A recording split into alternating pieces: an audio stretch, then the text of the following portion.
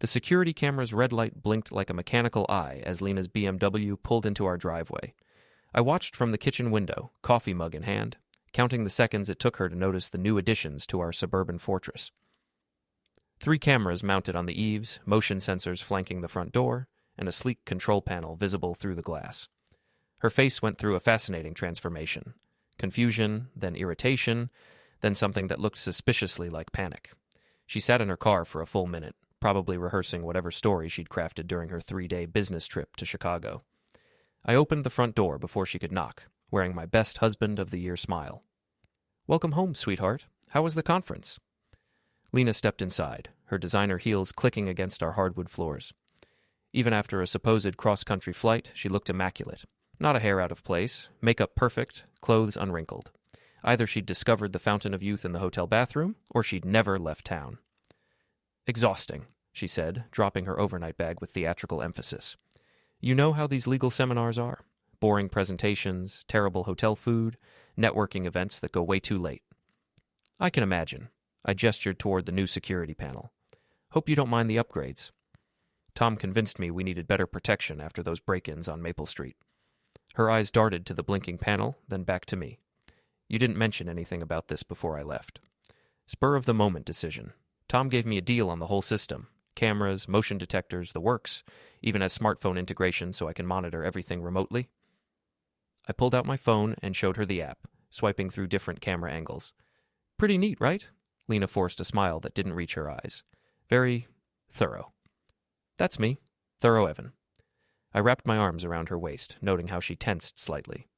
"I missed you. 3 days felt like forever." She relaxed into the embrace, but something felt different. Her perfume was wrong. Too expensive, too floral. The kind of scent that screamed high-end restaurant, not airport terminal and conference room. "I missed you too," she murmured against my shoulder. I could smell a lie faster than a gas leak, and my marriage was about to blow. That night, while Lena showered, I sat in my workshop reviewing the footage Tom's equipment had captured over the weekend. My best friend ran a private security firm, and when I'd mentioned Lena's increasingly frequent business trips, he'd offered to help me either confirm my suspicions or put them to rest. The first video file was time-stamped Friday evening, 2 hours after Lena claimed her flight had departed. The camera angle showed the parking lot of Meridian, the city's most expensive steakhouse.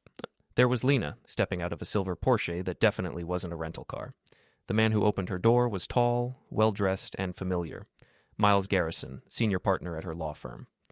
I fast-forwarded through their dinner, watching them lean across the table like teenagers sharing secrets. Miles touched her hand frequently. She laughed at everything he said, throwing her head back in that theatrical way she used to reserve for me. The second file showed them leaving together, his hand on the small of her back as he guided her toward his car. They drove to the Grandview Hotel downtown, not exactly the Motel 6 you'd expect for a quick affair, but then again, Lena had always had expensive tastes. Before we dive deeper into this story, I have one small request. Please subscribe, drop a like, comment, and hit that hype button to boost this channel so more people can discover these incredible Reddit stories. The third file was from Sunday morning. Same parking lot, same car, same guilty expressions as they said goodbye. Miles kissed her cheek. Lingering, intimate, the kind of kiss that spoke of weekend-long familiarity. I leaned back in my chair, staring at the frozen image on my laptop screen. 22 years of marriage, and she'd thrown it away for her boss. Not just any boss, Miles Garrison, the pompous windbag who'd been circling my wife like a vulture ever since she joined his firm 3 years ago. The workshop door creaked open. "Evan, what are you doing out here so late?" I minimized the video window and turned around. Lena stood in the doorway wearing her silk robe, hair still damp from the shower. She looked beautiful and guilty and completely unaware that her carefully constructed lie had just crumbled. "Just tinkering with the security system settings," I said, making sure everything's calibrated correctly. She stepped closer, peering over my shoulder at the computer screen. "Looks complicated." "You'd be surprised how simple it is once you understand the technology. These cameras can capture amazing detail. License plates, faces, even conversations if you're close enough to the microphone." A subtle shift in her posture told me she'd received the message loud and clear. "That's impressive," she said carefully. "Modern surveillance is incredible. Tom showed me footage from last weekend. You can see everything that happens within a 6-block radius of our house. Every car that comes and goes, every person who walks by. It's like having eyes everywhere." Lena's hand tightened on my shoulder. I'm sure the neighbors appreciate the extra security. Oh, they love it. Mrs. Fitch especially. You know how she enjoys keeping track of everyone's business. I closed the laptop and stood up. Ready for bed? She nodded, but I caught the flicker of concern in her eyes. Good. Let her wonder exactly how much I knew and how much I could prove. As we walked back to the house, I felt something shift inside me. The hurt and betrayal were still there, burning like acid in my chest, but underneath those familiar emotions, something new was growing, something cold and calculating and surprisingly liberating. If Lena wanted to play games, I'd show her what a real player looked like. Monday morning arrived with the kind of gray drizzle that matched my mood perfectly.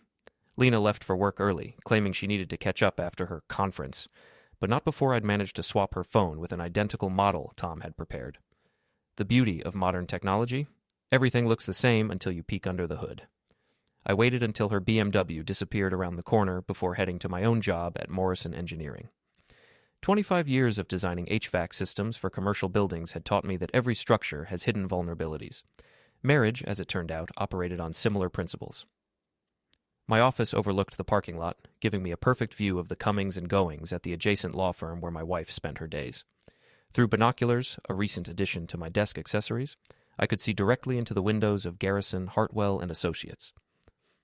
Tom arrived at lunch with a tablet full of information that made my morning coffee taste like victory.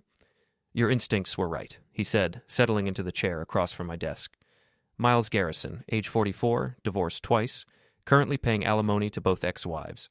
Drives a Porsche he can't afford, lives in a downtown condo that's mortgaged to the hilt, and has a reputation for sleeping with junior associates. Charming. I scrolled through the financial records Tom had somehow obtained. Looks like he's leveraged up to his eyeballs. Gets better. His first wife, Patricia, owns a public relations firm. She's still bitter about the divorce and would probably love to hear about his latest conquest. Tom grinned. Especially since he's been hiding assets to reduce his alimony payments. The cloned phone buzzed with a text message. I glanced at the screen and felt my jaw clench. Missing you already. Tonight can't come soon enough. M. Well, that's convenient, I muttered, showing Tom the message. They're not even trying to be subtle. He leaned back in his chair. What's your play here, Evan? Straight confrontation, or do you want to get creative? I thought about it while watching Lena through the binoculars. She was visible through her office window, laughing at something on her computer screen. Probably another message from Miles. Creative, I said finally. If she wants to humiliate me, I'll return the favor. But I want it to be public, devastating, and completely legal. Tom's grin widened. Now you're talking my language. That evening, I prepared for Lena's return with the enthusiasm of a spider spinning a web. I'd spent the afternoon researching Miles Garrison's social media presence, his business connections, and his ex-wife's contact information. Amazing what you could learn about someone with a few hours and the right search terms. Lena arrived home at 7:30, claiming she'd been stuck in a partners meeting. The cloned phone told a different story. She'd spent 2 hours at Miles's condo, based on the GPS tracking Tom had installed. How was your first day back? I asked, handing her a glass of wine. Hectic. You know how it is after being away, everything piles up. She accepted the wine gratefully. Miles has been pushing this new case pretty hard. We might have to work some late nights this week. Miles Garrison? I kept my voice carefully neutral. Isn't he the one who's been through 2 divorces? Lena's hand paused halfway to her lips. I think so. Why? Just curious. Tom mentioned something about him today. Apparently his first wife runs that big PR firm downtown. Small world, right? Very small. Lena took a large sip of wine. What exactly did Tom say? Oh, just gossip. You know how divorced people love to complain about their exes. I shrugged casually. Something about hidden assets and reduced alimony payments. Probably just bitter talk. The color drained from Lena's face. She set down her wine glass with shaking hands. Are you feeling all right? I asked with mock concern. You look pale. Just tired. It's been a long day. Of course. Why don't you go relax? I'll handle dinner. She nodded and headed upstairs, but not before I caught her pulling out her phone. Within minutes, the cloned device buzzed with frantic messages to Miles. We need to talk. Tonight. Something's wrong. Evan knows something. I think we have a problem. Call me as soon as you get this. I smiled as I read each increasingly desperate message.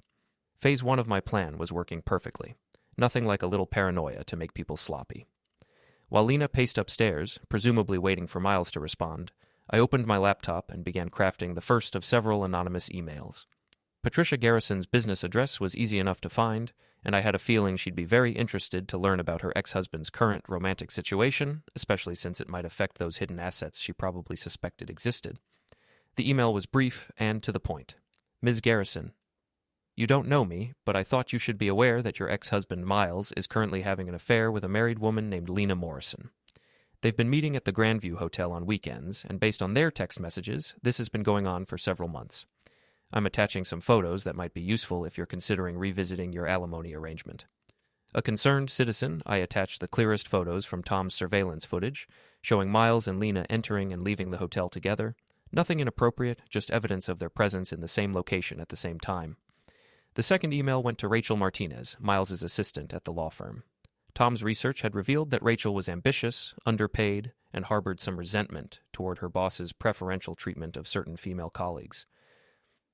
Rachel, I thought you should know that Miles Garrison is having an affair with Lena Morrison, one of the junior partners. They've been using company resources to facilitate their meetings, including expense accounts and conference room reservations. You might want to document this information for future reference. Anonymous? The third email was the most delicate, a message to the managing partner of Lena's firm, carefully worded to raise questions without making direct accusations. Mr. Hartwell, I'm writing to express concern about potential conflicts of interest within your firm. It has come to my attention that Miles Garrison and Lena Morrison may be engaging in activities that could compromise their professional judgment and create liability issues for the firm. I'm not making formal accusations, but I thought you should be aware of the situation so you can investigate if necessary. A concerned observer. By the time I finished sending the emails, Lena had received a response from Miles agreeing to meet her at their usual spot, a wine bar called Vintage on the other side of town. Perfect. I waited until she left, claiming she needed to pick up groceries, then activated the tracking app on my phone. The red dot representing Lena's location moved steadily toward downtown, confirming her destination. Tom arrived 20 minutes later with a van full of surveillance equipment. You sure you want to do this? He asked as we loaded cameras and recording devices. Once we start down this road, there's no going back. I thought about 22 years of marriage, about the woman I'd loved and trusted, about the lies and deception and casual cruelty of her betrayal. I'm sure, I said. Let's go catch some cheaters. The wine bar buzzed with the kind of artificial energy that comes from overpriced drinks and desperate networking. Tom and I had positioned ourselves at a corner table with a perfect view of Miles and Lena's booth, our recording equipment disguised as standard business accessories. Laptop bag, tablet, smartphone on the table. Lena looked nervous, constantly checking her phone and glancing around the room. Miles, on the other hand, appeared supremely confident, leaning back in his seat with the smug expression of a man who'd never faced real consequences for his actions. Can you hear what they're saying? I whispered to Tom. He adjusted the directional microphone hidden in his tablet case. Crystal clear. Your wife is paranoid about the security system, and Miles is telling her she's overreacting. I watched Lena shake her head emphatically, pointing in my direction even though I wasn't there. Miles reached across the table and took her hand, stroking her fingers in what was probably meant to be a comforting gesture. He's telling her that husbands are naturally suspicious when their wives start succeeding professionally, Tom reported. Says it's just masculine insecurity.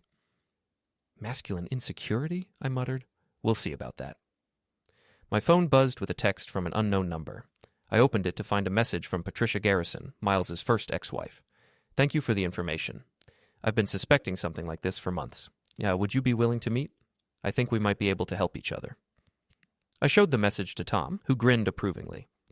Looks like the cavalry is arriving, he said. What's your response? Happy to meet. How about tomorrow afternoon? I have more information that might interest you.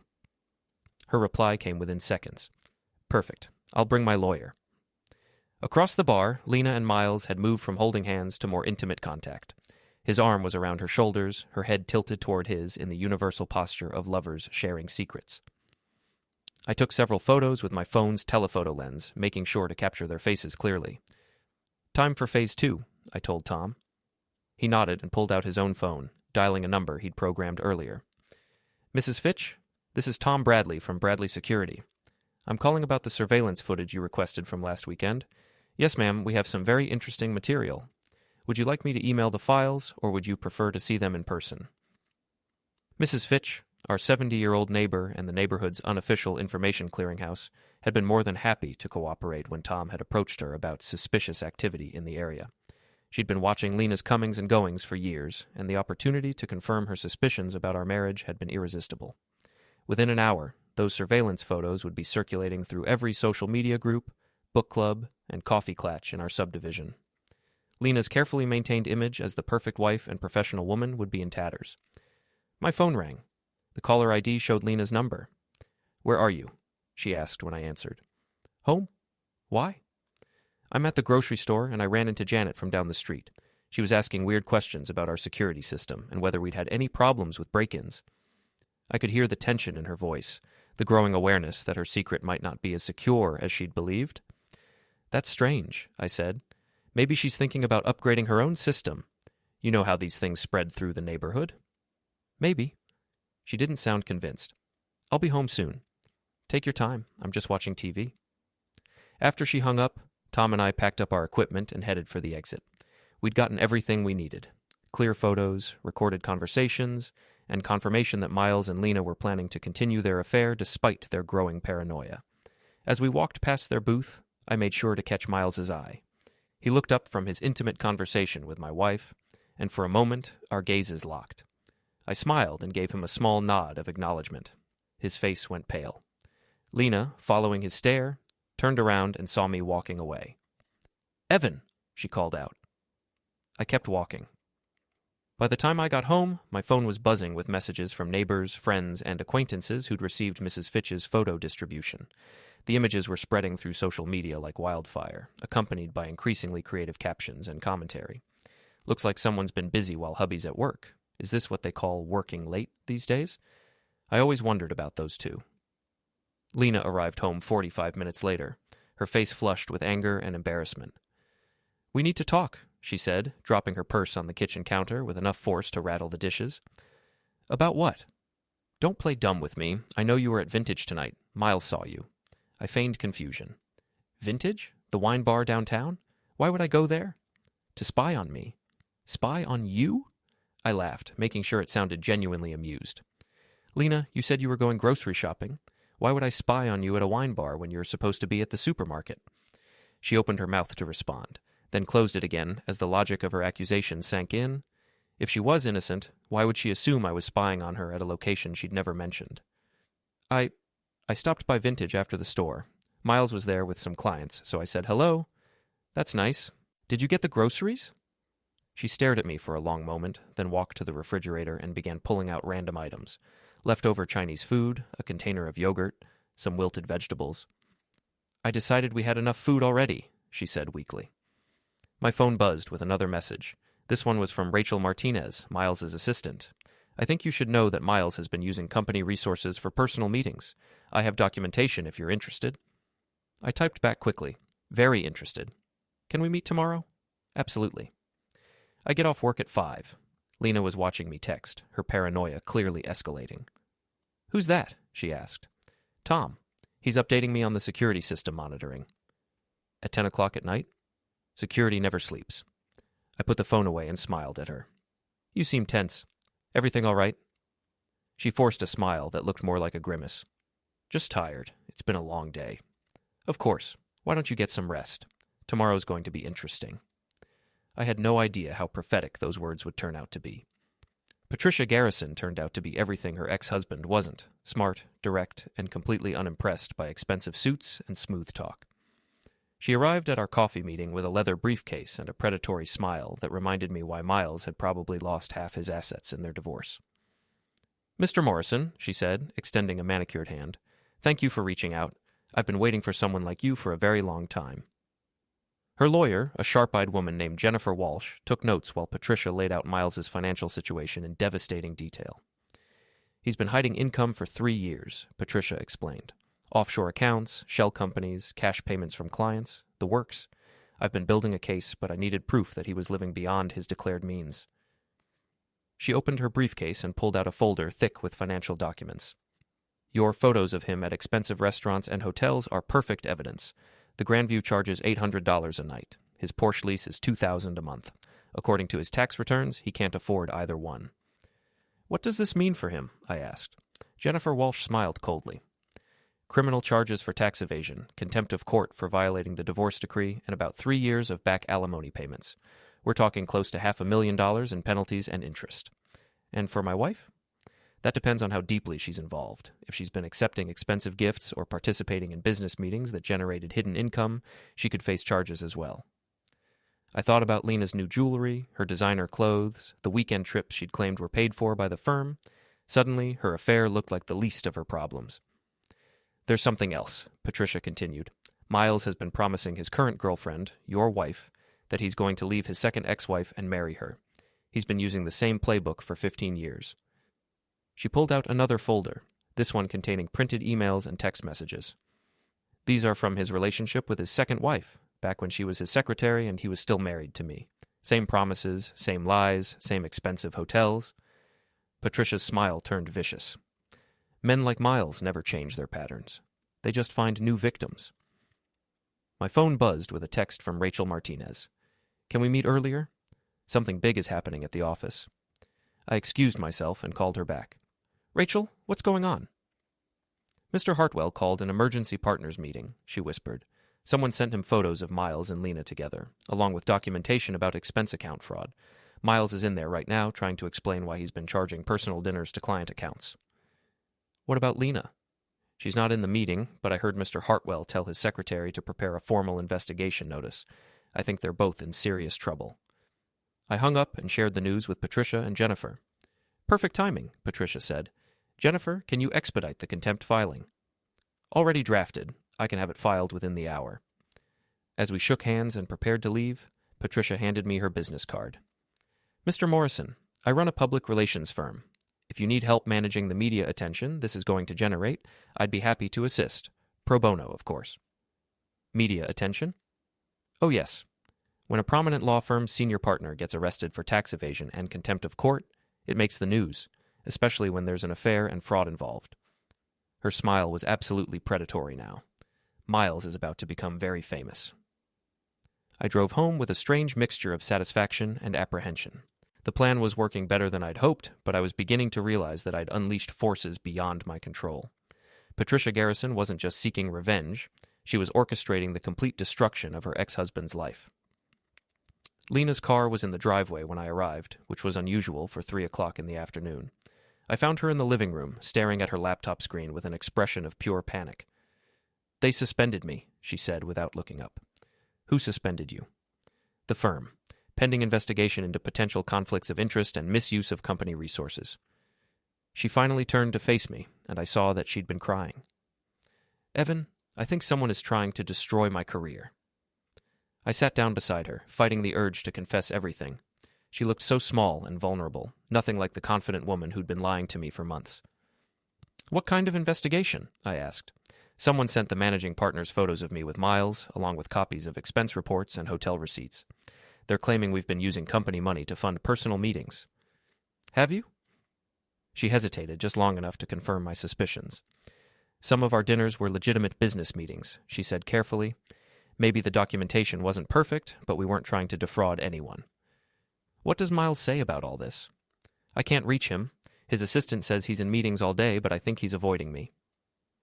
Fresh tears started flowing. Evan, I'm scared. If they fire me, I could lose my license to practice law. I put my arm around her shoulders, hating myself for the comfort I felt at her distress. Maybe you should call a lawyer, I suggested. With what money? They've frozen my access to the firm's legal insurance, and our savings account won't cover a good defense attorney. Our savings account. The one I'd been steadily draining for the past week, transferring funds to a new account she didn't know about. The irony was almost too perfect. We'll figure something out, I said. Maybe this is all just a misunderstanding.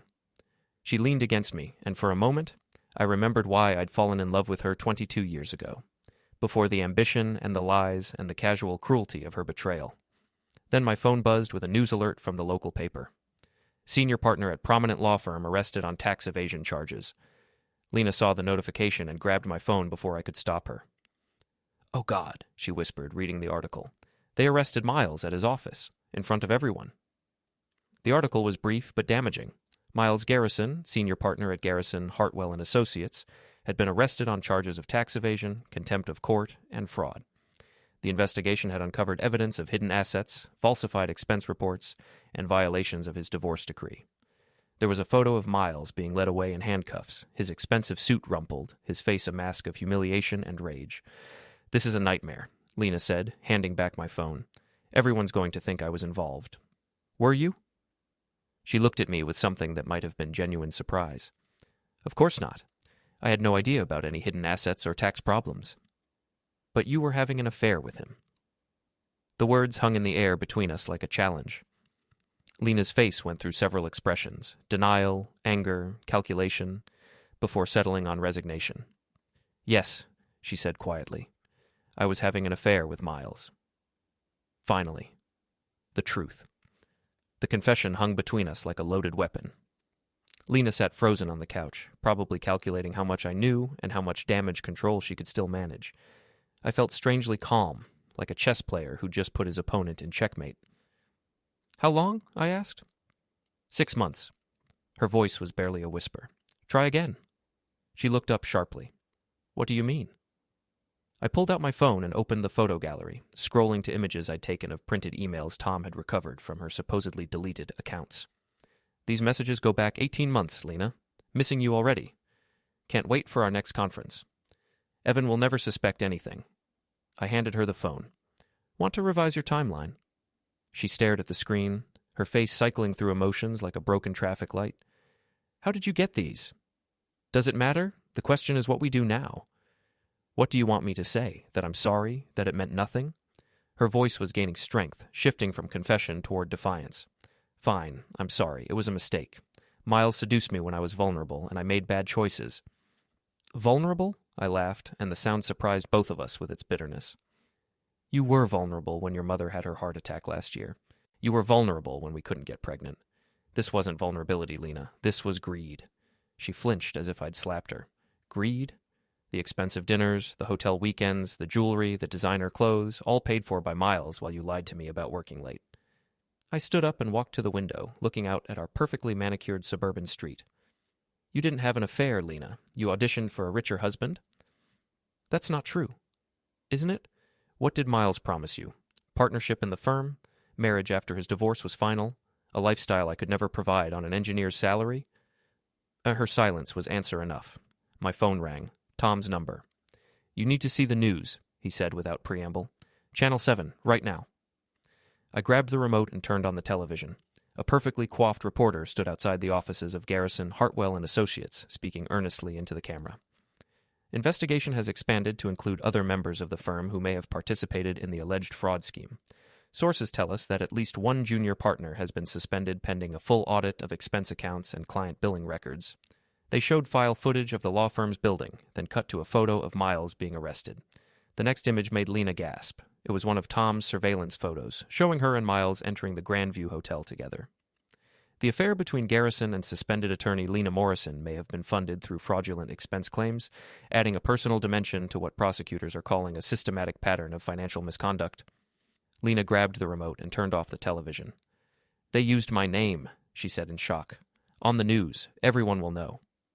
"Everyone already knows. Mrs. Fitch made sure of that." She turned to stare at me. "Mrs. Fitch?" Surveillance footage from the security system. She's been sharing it with the neighborhood since yesterday." I sat back down, maintaining eye contact. "Your secret's been public knowledge for 24 hours. You did this." It wasn't a question. "I documented it. You did it." Lena stood up abruptly, pacing to the fireplace and back. "You've been planning this. The security system, the investigation, everything. How long have you known?" "Long enough. And instead of talking to me, instead of trying to save our marriage, you decided to destroy my life?" I felt something cold and hard settle in my chest. "I decided to stop being a victim." She stared at me as if seeing a stranger. "What happened to you, Evan? You used to be kind, gentle. You would never have been this cruel." I learned from the best. The doorbell rang before she could respond. Through the front window, I could see a news van parked at the curb and a reporter approaching our door with a cameraman in tow. "Channel 7, I said. "Want to make a statement?" Lena looked horrified. "We can't talk to them." "You can't. I haven't done anything wrong." I walked to the front door and opened it before she could stop me. "Mr. Morrison?" The reporter was young, ambitious, and clearly thrilled to be covering a scandal. "I'm Jessica Chen from Channel 7 News. Can you comment on the allegations against your wife and Miles Garrison?" My wife made her choices, I said calmly. She'll have to live with the consequences. Are you planning to file for divorce? I'm planning to have dinner. Excuse me. I closed the door and turned to find Lena staring at me in disbelief. You just destroyed any chance we had of working this out, she said. We destroyed that chance 18 months ago when you started lying to me. My phone buzzed with a text from Patricia Garrison. Miles just agreed to full financial disclosure in exchange for a plea bargain. Your wife might want to get a good lawyer. I showed the message to Lena, watching her face crumble as she read it. He's going to blame everything on me, isn't he? She whispered. Probably. And you're going to let him? I looked at my wife, really looked at her, for what I knew would be the last time. She was still beautiful, still the woman I'd fallen in love with. But something essential had been broken between us. Trust, respect, the basic foundation of partnership that makes a marriage work. I'm going to let you face the consequences of your choices, I said, just like I had to face the consequences of mine. What's that supposed to mean? It means I chose to trust you. I chose to believe your lies about working late and business conferences and client dinners. I chose to ignore the signs because I loved you more than I loved the truth. I picked up my car keys from the table. But I'm done choosing to be a fool. Where are you going? Out. I suggest you call a lawyer. A good one. I left her standing in our living room, surrounded by the wreckage of her carefully constructed deception. As I drove away, I could see more news vans arriving on our street, drawn by the scent of scandal like sharks to chum. My phone rang as I pulled into Tom's driveway. Lena's number. Evan, please come home. We need to talk about this. We just did. I love you. I know I made mistakes, but I love you. I sat in my car, listening to the woman I'd spent half my life with beg for forgiveness she didn't deserve. If you loved me, I said finally, you wouldn't have spent 18 months lying to my face. I hung up and turned off the phone. Tom was waiting on his front porch with 2 beers and a satisfied expression. How does it feel? He asked as I walked up the steps. I thought about it while opening the beer, considering the question seriously. Like justice, I said finally. Cold, imperfect, but absolutely necessary.